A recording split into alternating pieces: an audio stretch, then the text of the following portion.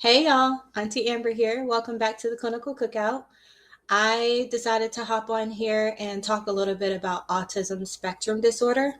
I have had over 10 evaluations in the past month for requests for autism evaluations. However, when the kid comes into my office, I'm like, I wonder what this is about. One of the biggest things that people come in for requesting an evaluation for autism is tantrums. So their kid is having tantrums 4 to 5 times a day. And for a lot of people, the thought is, wow, my kid might be autistic or my kid might have autism. So I wanted to talk a little bit today about what autism actually is and what you can look for in terms of trying to get your kid some help.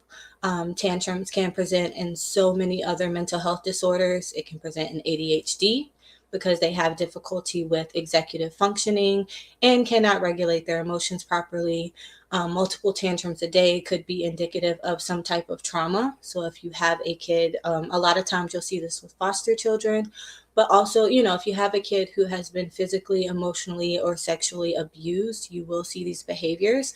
So let's go ahead and dig into the difference between autism and other mental health disorders. So, for one, there are two main symptoms of autism. In order to be diagnosed with autism, in order to meet the criteria for autism spectrum disorder, you have to have difficulties with social interactions and you have to have restricted interest and repetitive behaviors. If you have one and not the other, then you cannot be diagnosed with autism. You do not meet the criteria. So let's dig into these criteria and talk about what it means to have difficulties with social interactions, and then talk about what it means to have restricted interest and repetitive behaviors. So, the first criteria for autism spectrum disorder is persistent deficits in social communication and social interactions across multiple contexts. Let's talk about that. Persistent deficits in social communication. This is your communication with other people. Now, if we're talking about children, this means that they have difficulties with either social emotional reciprocity. What does that mean?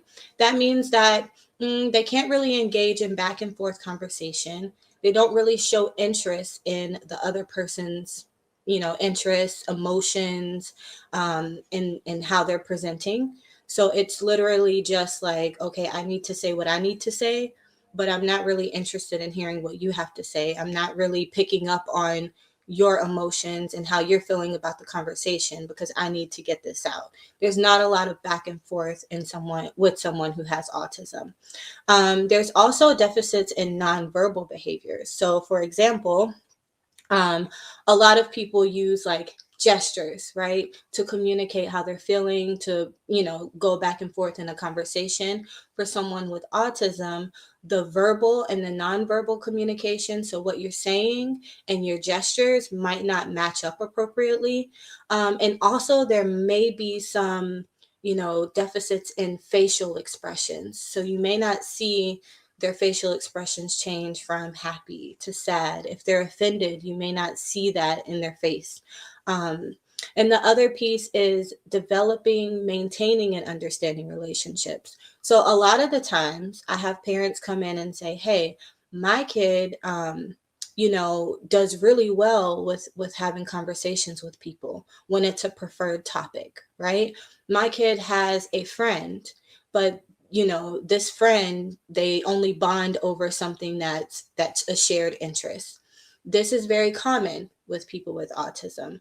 So yes, you may have a friend, but if you're really interested in dinosaurs, then this is all that you and that friend talk about. Now, let's say that your kid has a friend and they talk about dinosaurs all the time and they interact well with each other when they're talking about that. If that friend switches to another topic or they switch to another activity that's not related to dinosaurs, then you may see that your child who has autism will have a really hard time interacting with that kid because this shared interest of dinosaurs is no longer there. And so that's when the difficulties with back and forth communication, understanding someone else's social cues, understanding someone else's emotions, showing interest in what this person is feeling or thinking, that may be lacking for someone who has autism. Now, The second symptom or the second criteria that I want to talk about is restricted interest and repetitive patterns of behavior or activities. So this can include, in terms of restricted interest, if you've never heard that individuals with autism are can be really intelligent, right? So when it comes to a very specific topic, such as dinosaurs, math, you know, bugs, or anything that they have an interest in. I've seen trains, I've seen like different historic hotels that kids get interested in. They will know every single thing about it, right? They will be looking up these facts. They want to know about it. They want to buy everything related to trains, everything related to dinosaurs when you go into a store. And this is where you might get the tantrums, right? I want this dinosaur because this is a Stegosaurus. Well, no, you can't have the dinosaur because you have a million of them at home. And then there goes a tantrum, right? Another thing with the restricted interest is that they may have a lot of these things, right? And they may be very particular about the items that they have related to the restricted interest. So, for example, if your kid is really interested in dinosaurs, and I'm sorry, that's a very common example that I'm using, but really interested in dinosaurs, then they may have a lot of dinosaurs at home, and these may be very special objects that no one else can touch, right? No one else can touch them. They have them organized in a very specific way. Even if their room is messy, their backpack is messy, they can't seem to pick up after themselves, their dinosaurs are always in order in a special place in their room. That would be restricted interest. In terms of repetitive patterns of behavior or interests or activities, this could be, for one, motor movement. So movements of your body, right? So this could be a lot of times you see the rocking back and forth or the swaying side to side. You'll hear, making noises with the throat, or you'll see them kind of like tapping on things, or, kind of fidgeting with their fingers. So this is where it gets a little bit confused, because these stereotypical or repetitive behaviors can also present in other mental health disorders, right? So for an individual with autism, a lot of the times it's a sensory need. I need to feel this.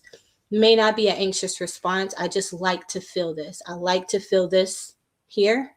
This feels really good to me. I really like that noise. That sounds really good to me. I'm going to keep doing it. For individuals or children with, let's say, ADHD, they may have some of these behaviors, but it may be in response to like a challenging or stressful situation. So you might see them kind of fidgeting with their fingers, or, moving around, rocking back and forth. That's that hyperactivity, and also that difficulty regulating themselves in stressful situations. So instead of it being a sensory need, like I like how this feels, I'm going to keep doing it. For children with ADHD, you may see some of these behaviors as a coping mechanism to deal with a challenging task. So if they're having difficulty in math and their teacher puts 10 math problems in front of them, you might see some of these behaviors because they're trying to figure out, like, how can I calm my body down, because I don't like this. This doesn't feel good to me. I don't like it, right? And another thing with autism in children is that milder forms of autism may not always be detected earlier on. So, in general, if a child comes in for an autism evaluation, I'm looking to see if these social emotional difficulties and these restricted interests and patterns of behavior have been present for their entire life, right? Since they were a toddler or since they were a young child. However, for some kids, and I've seen this a lot in girls, but that is not, I don't think that's statistically correct. It may be the setting that I'm in or the area that I work in.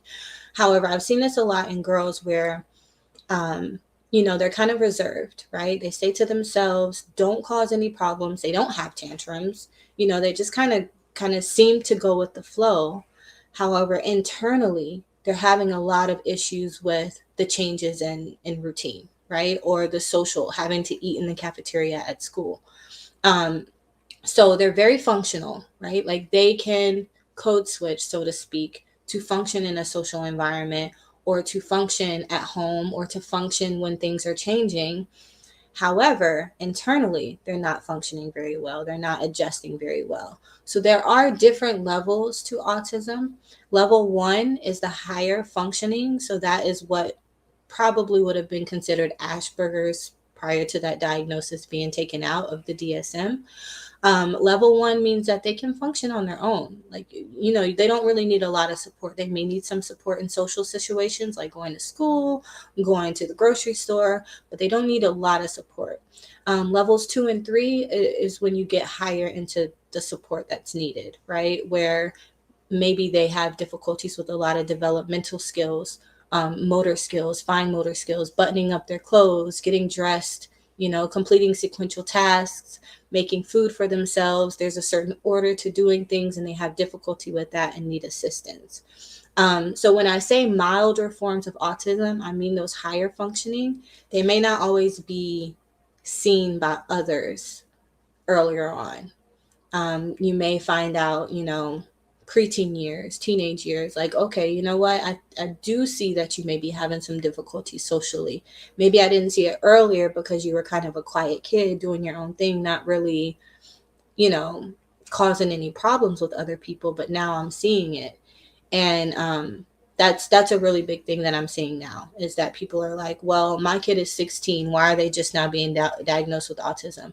I'm 27. Why am I just now being diagnosed with autism? Says a lot about the providers that you saw prior to, but also that some of these higher functioning forms of autism are not always detected earlier on. So when it comes to autism spectrum disorder in children, the things that you're looking for are these deficits in social communication and these restricted interests and or repetitive patterns of behavior. So again, I have had several people come into my office like, I think my kid has autism. And the kid comes in, they're able to talk to me back and forth, they're communicating, we don't have you, they're asking me about myself. Hey, what's your name? What are some things that you like to do? Cool, can we play together? That's another thing. Initiating play is a extremely difficult thing for children with autism. So then I may ask the parents, well, we were engaging in conversation. I didn't see any social emotional difficulties here. So what is it that you're seeing? Oh, well, they're having tantrums every day. Every time a task changes, every time the routine changes, like they're having tantrums, it must be autism. Well, I can tell you that typically developing children may have difficulties with routines changing. Children with ADHD, children with a trauma background may have difficulties with routine changing. That's called cognitive inflexibility. So cognitive inflexibility means this is how you think, this is the way things should go. And if it goes any other way than this, I can't handle it. That is a symptom of a lot of mental health disorders, even anxiety in children. So that itself is not indicative of an autism diagnosis.